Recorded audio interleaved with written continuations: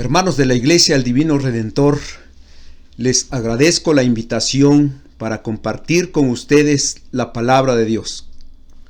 Lo hago con mucho gusto a través de esta plataforma. Un saludo afectuoso y espero ser bendición para sus vidas. A unos días para comenzar la Semana Mayor, vamos a abrir nuestras Biblias en Lucas 9, 28 al 36. Lucas 9, 28 al 36. Aconteció como 8 días después de estas palabras, que tomó a Pedro, a Juan y a Jacobo, y subió al monte a orar. Y entre tanto que oraba, la apariencia de su rostro se hizo otra, y su vestido blanco y resplandeciente. Y aquí 2 varones que hablaban con él, los cuales eran Moisés y Elías, quienes aparecieron rodeados de gloria y hablaban de su partida que iba Jesús a cumplir en Jerusalén. Y Pedro y los que estaban con él estaban rendidos de sueño, mas permaneciendo despiertos vieron la gloria de Jesús y a los 2 varones que estaban con él.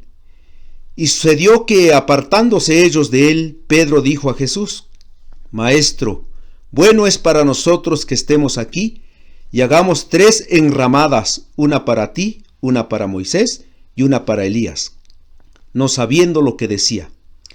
Mientras él decía esto, vino una nube que los cubrió, y tuvieron temor al entrar en la nube. Y vino una voz desde la nube que decía: Este es mi Hijo amado, a él oíd. Y cuando cesó la voz, Jesús fue hallado solo, y ellos callaron, y por aquellos días no dijeron nada a nadie de lo que habían visto. Jesús se encontraba en la parte norte de Israel, como a 40 kilómetros del mar de Galilea, en un monte, para subir con 3 de sus discípulos, Pedro, Juan y Jacobo, y estar allí en comunión con su Padre Celestial. Fue en ese monte que se transfiguró, transfiguración que, como se ha interpretado, simbolizaba su exaltación en todas sus etapas: resucitar de entre los muertos con un cuerpo transformado, ascender a los cielos con poder y gloria, sentarse a la diestra de Dios su Padre, y venir el último día para juzgar a los vivos y a los muertos. Faltaba poco para encaminarse hacia Jerusalén, donde habría de sufrir el rechazo y desprecio de los líderes religiosos en ese lugar, y llegar a la cruz para morir con sus elegidos, con el programa que Dios le había trazado en todo su ministerio. Y con esa visión cercana a la cruz, estaba con sus discípulos en aquel monte donde necesitaba saciar su alma, pidiendo a gritos ser escuchado y consolado por su Padre, y estando en comunión con él, recibió consolación en esos momentos de gran necesidad. Consuelo bajo la cruz. Consuelo bajo la cruz. Dice el versículo 29, y entre tanto que oraba, la apariencia de su rostro se hizo otra, y su vestido blanco y resplandeciente. Consuelo bajo la cruz a través de un resplandor celestial, envolviendo su cuerpo, aún sus vestidos. Jesús estaba orando. Siempre lo hizo en algún monte donde se conectaba con el Señor, como en el huerto del Getsemaní, que en pocos días estaría también orando intensamente. Se encontraba triste y angustiado. En su mente aparecían las escenas desgarradoras de sus sufrimientos. Uno de sus discípulos, Judas Iscariote, lo habría de traicionar. Pedro, uno de sus amigos más cercanos, quien lo acompañaba en esta ocasión, lo negaría 3 veces. Las burlas y golpes de sus adversarios aparecen también. el Sanedrín lo condenaría y Pilato daría la sentencia sin bases judiciales, mucho menos un juicio justo. Puede verse a sí mismo el Hijo de Dios maltratado, su cuerpo destrozado y débil.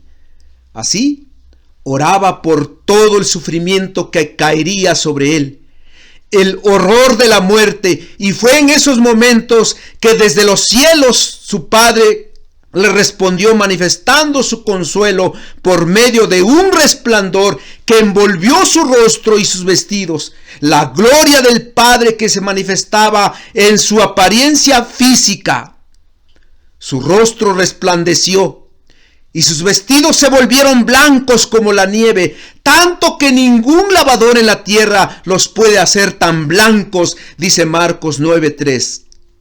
Ninguna tintorería, ninguna máquina, por más sofisticada que sea, puede hacer lo que Dios hizo y hace con sus hijos en blancura resplandeciente al estar en su presencia para fortalecernos en medio de las luchas. En el monte, su Padre le estaba mostrando su gloria de santidad, como si le estuviera recordando a través de la blancura: tú, mi hijo, eres santo, sin pecado, no hay en ti ninguna falta, tenlo presente, yo estoy contigo. Qué gozo más grande debió haber sido para Jesús. Estaba experimentando la gloria que obtendría, pero todavía la culpa y la angustia de nuestro pecado le oprimía y él tenía la apariencia de un esclavo. Mas por un momento trascendió todo su sufrimiento con el resplandor celestial. Y eso lo fortaleció para la tarea que se acercaba. Su experiencia era de consuelo y fortaleza. Como Jesús, muchas veces en medio de los sufrimientos y la humillación, somos transportados a una especie de cielo. Nuestras oraciones traen luz, fuerza, santa alegría que hacen cambiar nuestro rostro como un esplendor celestial, que la gente nos ve diferentes a los demás. Nuestra misma apariencia física anuncia la presencia de Dios. Eso es debido a que Él irradia en nuestro ser. En los momentos críticos, el Señor nos recuerda que somos sus hijos, que su luz y su paz están en nuestra vida, que su gloria está en su pueblo con una luz brillante, resplandor que nadie puede extinguir. Así nos consuela en medio de nuestros problemas. En segundo lugar, consuelo bajo la cruz, a través de dos mensajeros celestiales, Moisés y Elías. Dicen los versículos 30 y 31. Y aquí dos varones que hablaban con él, los cuales eran Moisés y Elías, quienes aparecieron rodeados de gloria y hablaban de su partida que iba Jesús a cumplir en Jerusalén. Vemos que mientras el cuerpo de Jesús era envuelto en la gloria celestial, aparecieron Moisés y Elías. Y no era una apariencia subjetiva o mental para Pedro, Jacobo y Juan. Vieron a estos visitantes del cielo con sus ojos físicos. La comunión de Jesús con estos grandes personajes del Antiguo Testamento era una comunión con Dios.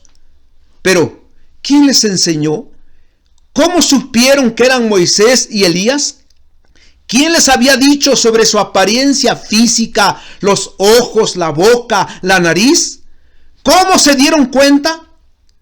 La Biblia no dice nada, pero creemos que fue el Espíritu Santo quien les reveló en esos momentos lo que estaban viviendo. Ahora, ¿por qué Moisés y Elías?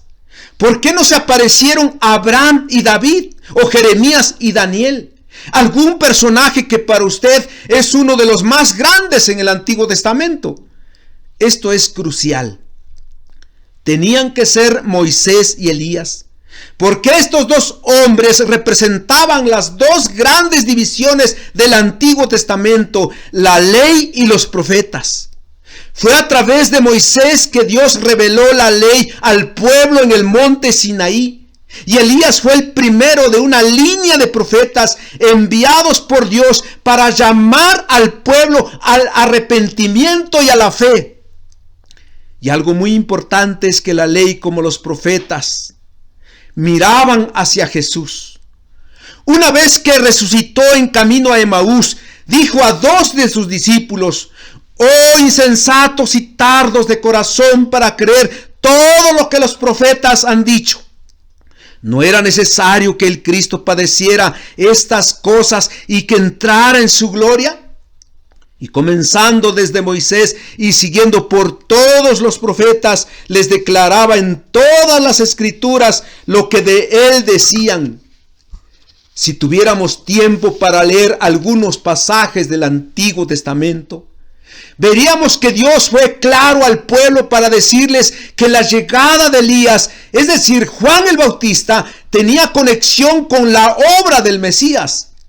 Así que la presencia de Elías en el monte significaba que se había comenzado a cumplir las profecías del Antiguo Testamento con respecto a la llegada del Mesías y el reino de Dios. ¿De qué hablaban? De su partida que iba Jesús a cumplir en Jerusalén, dice el versículo 31 en su segunda parte. Su obra en la cruz y su resurrección para entrar a su gloria. Moisés y Elías platicaban con Jesús lo que iba a cumplir, su obra redentora, su sacrificio y su victoria, ser sacrificado como el Cordero Pascual para la libertad del pecado de sus elegidos. En ese sentido, Jesús venía a cumplir toda la ley y los profetas como jamás antes se había cumplido. Hay un escritor que nos lleva a la imaginación y que escribe lo que bien pudieron haber estado platicando. Que Moisés y Elías decían a Jesús: a nosotros se nos permitió, como líderes del pueblo, completar nuestro trabajo. Aunque lo hicimos en debilidad, tuvimos el privilegio de sufrir y conquistar y hemos sido glorificados, pero todo lo hemos tenido y hecho por causa tuya, porque tú vas a terminar tu obra en obediencia, siendo después glorificado. Tú expiarás el pecado y darás la victoria a la vida. Es una obra difícil, única, nadie más que tú la puedes llevar. Así que ánimo, adelante, tú eres el único que lo puedes hacer. Estamos contigo, que después del sufrimiento vendrá la victoria. Así Moisés y Elías consolaban y daban fortaleza al Hijo de Dios a unos pasos de su agonía. Cuando sufrimos, cuando pasamos por penurias, Dios envía a sus siervos para darnos fortaleza por medio de una palabra exacta que trae refrigerio, paz y aliento a nuestra vida. En tercer lugar, consuelo bajo la cruz a través de una proclamación a sus discípulos. Dicen los versículos 32 al 35. Y Pedro y los que estaban con él estaban rendidos de sueño. Mas permaneciendo despiertos vieron la gloria de Dios y a los 2 varones que estaban con él. Y sucedió que apartándose ellos de él, Pedro dijo a Jesús: Maestro, bueno es para nosotros que estemos aquí y hagamos 3 enramadas, una para ti, una para Moisés y una para Elías, no sabiendo lo que decía. Mientras él decía esto, vino una nube que los cubrió y tuvieron temor al entrar en la nube. Y vino una voz desde la nube que decía: Este es mi Hijo amado, a él oíd. Aparece en la escena Pedro, que con los otros no habían comprendido el significado de la visita de Moisés y Elías y la conversación con Jesús. Y aparentemente querían congelar la obra de Jesús. ¿Para qué bajar de la montaña si podemos aquí celebrar la llegada del reino? Igual que nosotros, queremos los beneficios del evangelio, evadiendo al mismo tiempo el camino de la cruz. Queremos gloria sin cruz. en comunión con Jesús, pero sin pasar por momentos difíciles, y Dios tiene que cambiarlo para enseñarnos que Jesús es todo suficiente, nuestro único consuelo. La voz del Padre no fue dirigida a Jesús, aunque al oírla fue fortalecido. Esta exhortación fue hacia los discípulos y fue necesaria porque no siempre tomaban de corazón las enseñanzas de su maestro. La enseñanza de Jesús siempre respondió a las necesidades de los hombres. Era penetrante, era refrescante, era original, no como la de los escribas. Pero la respuesta fue de incredulidad, burla, desobediencia, rechazo de su pueblo. La parábola del sembrador se repetía constantemente en la reacción de los individuos y de las multitudes. Muchos oían, pocos prestaban atención. Era entonces necesaria esta exhortación a sus amigos íntimos, quienes representaban a su iglesia en toda la historia. Allí estábamos nosotros. La transfiguración solo fue temporal. Por un momento fue como si Jesús ya hubiera ganado la victoria. Pero la verdad era que todavía estaba enfrentándose al sufrimiento. Por un solo momento fue elevado por sobre la culpa y el yugo de nuestros pecados, los cuales había tomado sobre sus hombros. Por un tiempo breve tuvo comunión con aquellos que habían alcanzado la bendición celestial, Moisés y Elías. Hermanos, en la tierra no hay gloria que perdura, porque la maldición por el pecado todavía permanece. Por eso debemos seguir viviendo, escuchando la palabra de Jesús como los tres en el monte, la cual nos santifica. Esta fue la recomendación del Padre. A Él oíd. Esta exhortación debió haber sido muy confortante para el maestro en esos momentos de necesidad. Escuchar el consuelo de su Padre a través de un mandato a los tres. Oír las últimas enseñanzas de Jesús antes de concluir su ministerio, pero que es un mandamiento también para nosotros, la iglesia, a lo largo de la historia. Nosotros que predicamos, a veces nos desanima el hecho de que los congregantes no escuchan con atención la palabra de Dios. Aún en estos tiempos de pandemia, cuando el Señor está probando nuestra fidelidad, hay indiferencia, poca oración y entrega en los quehaceres del reino de Dios. El Señor consoló, animó a su Hijo por medio de una proclamación a Pedro, Jacobo y Juan. Este es mi Hijo amado, a Él oíd. Jesús escuchó, soy hijo de mi Padre. Exhorta a mis amigos a que me escuchen. Y en esos momentos su espíritu se levantó, consuelo verdadero, bendición que necesitaba escuchar para ir a la cruz. El Señor, conociendo nuestras necesidades, siempre habrá de consolarnos. Estemos dispuestos a atender su palabra para ser consolados y confortados por Él. Pero Jesús obedeció. Nosotros también debemos obedecer. Él fue a la cruz para terminar su obra de redención. Como pueblo debemos hacer lo que nos corresponde: predicar su evangelio, seguir la obra de Cristo. Y en esta semana mayor que está por comenzar, tenemos el privilegio de hacerlo, anunciar el evangelio de la cruz. Como dijo Pablo, pues si anuncio el evangelio no tengo por qué gloriarme, porque me es impuesta necesidad, y ay de mí si no anunciare el evangelio. Oremos. Señor Jesucristo, las experiencias que vivieron tus discípulos fueron únicas, gloriosas venidas del cielo, pero también algunas anunciaron tus sufrimientos que llegaron a su clímax en la cruz del Calvario, donde además de la corona de espinas en tu cabeza, la burla de muchos presentes, las heridas de los clavos en manos y pies, los rayos del sol sobre tu cuerpo destrozado, la oscuridad por 3 horas. Sufriste el infierno de abandono por tu Padre.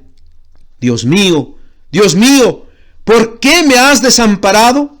Y todo por causa de nuestro pecado. Esto y más, ya estabas viviendo en aquel monte donde recibiste consolación a través de los medios que Dios el Padre puso para fortaleza en tu gran tarea de redención. Ahora, Señor, venimos a ti para encontrar consuelo en nuestras luchas. Danos fuerza para vencer, para levantarnos y seguir con la gran comisión que has puesto en nosotros, tu pueblo: predicar tu evangelio. Ayúdanos, oh Padre, en esta semana mayor a hacerlo. Anunciar el evangelio de la cruz, las buenas nuevas de salvación, que Cristo murió y resucitó para darnos vida en abundancia. En ese nombre glorioso, Cristo quien murió en la cruz, oramos. Amén.